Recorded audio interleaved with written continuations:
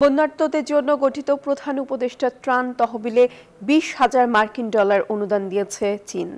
রোববার ঢাকায় নিযুক্ত চীনের রাষ্ট্রদূত ইয়া ওয়েন অন্তর্বর্তীকালীন সরকারের প্রধান উপদেষ্টা ডক্টর মোহাম্মদ ইউনূসের সঙ্গে দেখা করে এই অনুদান দেন। একই সঙ্গে বাংলাদেশের বন্যা নিয়ে প্রধান উপদেষ্টা ডক্টর মোহাম্মদ ইউনূসের কাছে সহানুভূতি ও আন্তরিকতা প্রকাশ করেন।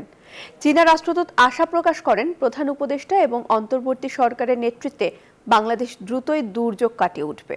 তিনি জানান, দুই দেশের মধ্যে চুক্তি অনুযায়ী চীনের সংশ্লিষ্ট এজেন্সি প্রতিদিন সকাল ও বিকালে 2 বার বাংলাদেশকে উজানের নদীর জলবিদ্যুৎ সংক্রান্ত তথ্য সরবরাহ করছে। বৈঠকে বাংলাদেশ পরিবেশ বান্ধব জ্বালানি উৎপাদনের লক্ষ্যে এখানে সৌর বিদ্যুৎ কারখানা স্থাপনে চীনের প্রতি আহ্বান জানান।